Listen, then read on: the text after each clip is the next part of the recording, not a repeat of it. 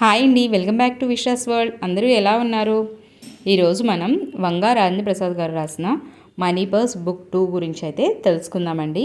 అందులోని ఆయన శ్రమలేని ఆదాయం గురించి అయితే వివరించారు. శ్రమ లేకుండా ఆదాయం అనేది ఎలా వస్తుంది అనే విషయం అయితే మనం తెలుసుకుందాము. మొత్తం వీడియో కనుక మీకు నచ్చినట్లయితే లైక్ చేయడం మర్చిపోకండి. వీడియోలో ఏదైనా యూస్ఫుల్ ఇన్ఫర్మేషన్ ఉంది అని మీకు అనిపిస్తే కనుక నా ఛానల్ అయితే సబ్స్క్రైబ్ చేసుకోండి. నా ఛానల్ మీరు సబ్స్క్రైబ్ చేసుకోవడం ద్వారా నా ద్వారా మీరు మనీ సేవింగ్స్ సంబంధించిన ఎన్నో ఐడియాస్ అయితే తెలుసుకుంటారు.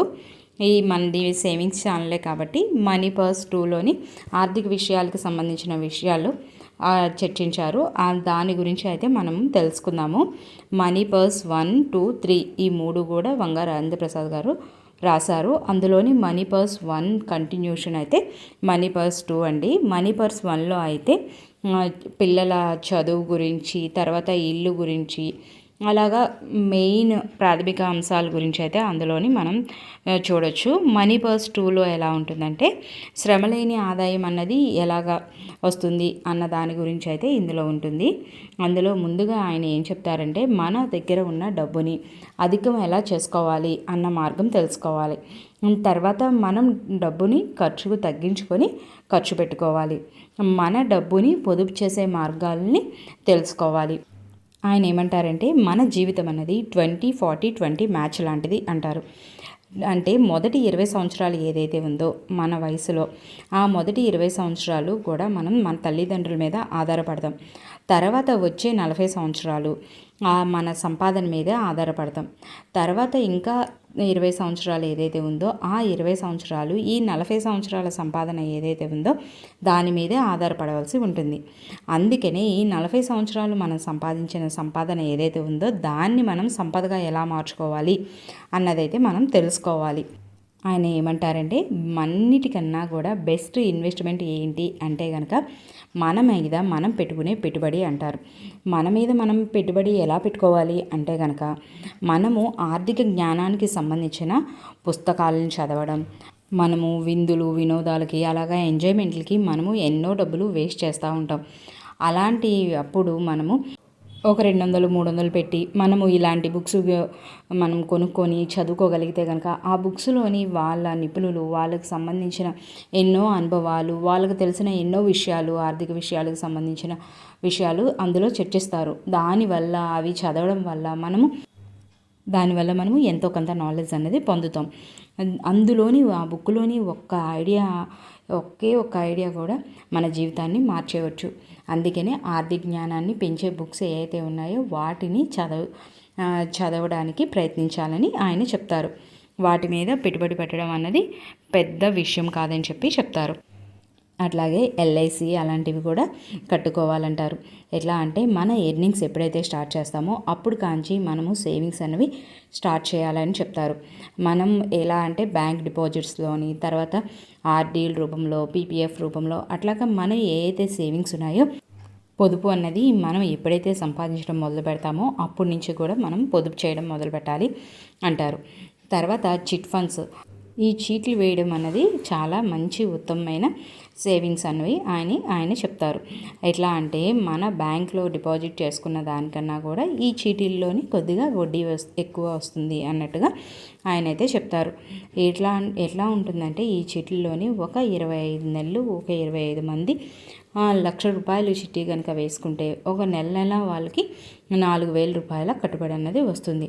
అట్లాగా ప్రతి నెల ఈ 25 మంది సభ్యులు కూడా ఒక్కొక్క నెల ఎవరికి అవసరమైతే ఆ నెల వాళ్ళు పాట పాడుకొని ఆ ₹1,00,000 డబ్బును వాళ్ళు తీసుకుంటారు. ఆ చిట్టి ద్వారా వచ్చే అమౌంట్ ఏదైతే ఉందో దానిని ఆయన ఏం చెప్తారంటే ఏదైనా ఆస్తి కొనడానికి ఉపయోగించుకోవాలి అని చెప్తారు. తర్వాత మనము పెట్టుబడి అన్నది ఇంకెక్కడ పెట్టాలంటే రియల్ ఎస్టేట్లో పెట్టుబడి అన్నది షేర్ మార్కెట్ కన్నా కూడా కంపేర్ చేసుకుంటే కొద్దిగా బెస్ట్ అనే చెప్తారు. రియల్ ఎస్టేట్లో ఈ డబ్బుని మనం ఎప్పుడెప్పుడు పట్టాలి అన్న దాని గురించి కూడా ఆయన కొన్ని అయితే సలహాలు అయితే ఇచ్చారు. అది ఎలా అంటే మన దగ్గర ఎప్పుడైతే అదనపు డబ్బు ఉందో ఆ డబ్బుని మాత్రమే మనం రియల్ ఎస్టేట్లో పెట్టాలని ఆయన చెప్తారు. తర్వాత మనకి సిటీకి దగ్గరలో ఉన్న ల్యాండ్ ఏవైతే ఉన్నాయో అలాంటి ల్యాండ్ని తీసుకోవడానికైతే ప్రయత్నించాలని చెప్తారు. తర్వాత మనం ఎప్పుడైనా సరే ఏదైనా కొంటున్నాము అంటే కనుక ఆ బేరసారాల విషయంలోని నిపుణుల సలహా ఎవరైతే ఉన్నారో నిపుణులు వాళ్ళ సలహా తీసుకోమని చెప్తారు. మనము ఏదైనా కొంటున్నామంటే కనుక, మనం దాని మీద పెట్టుబడి రియల్ ఎస్టేట్ మీద పెట్టుబడి పెడుతున్నామంటే కనుక, మన పెట్టే పెట్టుబడి మనకి డబల్ అవుతుందా లేకపోతే ఏమవుతుందా అని చెప్పి మనము ఆలోచనలో పడకుండా కొద్దిగా ధైర్యం చేసి ఆ ముందడుగు వేయమని చెప్తారు ఆయన. తర్వాత ఏంటంటే, మనము రియల్ ఎస్టేట్లో పెట్టుబడి పెడుతున్నప్పుడు మనం అప్పు చేసి కాకుండా మన దగ్గర ఉన్న డబ్బునే పెట్టుబడిగా పెట్టాలని ఆయన చెప్తారు. తర్వాత పెట్టుబడిగా చాలామంది బంగారం మీద పెడతారు. అలాగా బంగారం మీద పెట్టుబడి పెట్టేటప్పుడు ఆయన ఏమంటారంటే ఈటీఎఫ్ మీద పెట్టమంటారు. అంటే అది కూడా ఒక మ్యూచువల్ ఫండ్, అది కూడా గోల్డ్ బాండ్ అనమాట. అలాంటి గోల్డ్ బాండ్ మీద ఆయన పెట్టుబడి పెట్టమంటారు. అంటే ఫిజికల్ గోల్డ్ కాకుండా బాండ్స్ రూపంలో గోల్డ్ అన్నదాన్ని కొనమంటారు. ఎందుకంటే అదనపు ఛార్జీలని మనము బాండ్ రూపంలో కొన్నప్పుడు తప్పించుకోవచ్చు కాబట్టి, సో అందుకని బాండ్స్ రూపంలో గోల్డ్ని తీసుకోమంటారు. అలా తీసుకోవడం వల్ల మనకి అత్యవసర పరిస్థితుల్లో మనం కావాలంటే బ్యాంక్ లోన్ కూడా తీసుకోవచ్చు. మనకి ఏదైతే ఎక్స్ట్రా ఛార్జెస్ ఉన్నాయో వాటిని మనం తప్పించుకోవచ్చు కాబట్టి బాండ్స్ రూపంలో గోల్డ్ అనేది తీసుకోమంటారు.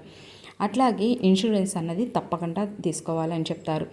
మనము ఏ కారో లేకపోతే ఫోనో లేకపోతే ఇంకోటి కొన్నప్పుడు వాటికే వస్తువులకే ఇన్సూరెన్స్ తీసుకుంటున్నప్పుడు మనం మనుషులం కదా, మనకి తప్పకుండా ఇన్సూరెన్స్ ఉండాలి అంటారు.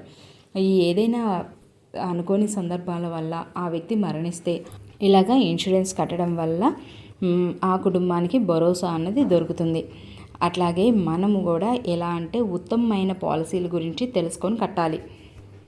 అట్లాగే మనకి ప్రతి సంవత్సరం కూడా మనకి జీతాలు అన్నవి పెరుగుతూ ఉంటాయి కాబట్టి ప్రతి 5 సంవత్సరాలకి ఏదో ఒక చిన్న పాలసీ అనేది తీసుకోమని ఆయన చెప్తారు. మన ఎలా అంటే ఏదైనా కంపెనీలో మనం కనుక ఇన్సూరెన్స్ పాలసీ తీసుకుంటున్నట్టయితే కనుక వాళ్ళు క్లైమ్స్ అన్నవి సరిగ్గా ఇస్తున్నారా లేదా అన్నది ఆ హిస్టరీ అన్నది కూడా తెలుసుకొని ఆ కంపెనీలో ఇన్సూరెన్స్ అన్నవి తీసుకోవాలంటారు. ఇదండి మనీ పర్స్ 2లోని వంగ రాజేంద్ర ప్రసాద్ గారు చర్చించిన కొన్ని అంశాలు నాకు తెలిసినవి. మీకు కూడా టైం ఉంటే కనుక, మీకు ఏమైనా కూడా కొద్దిగా టైం ఉన్నా ఇలాంటి ఆర్థిక జ్ఞానానికి సంబంధించిన పుస్తకాలు చదవడానికైతే ప్రయత్నించండి. నా వీడియో కనుక మీకు నచ్చినట్టయితే లైక్ చేయండి, షేర్ చేయండి, సబ్స్క్రైబ్ చేయండి. Thanks for watching.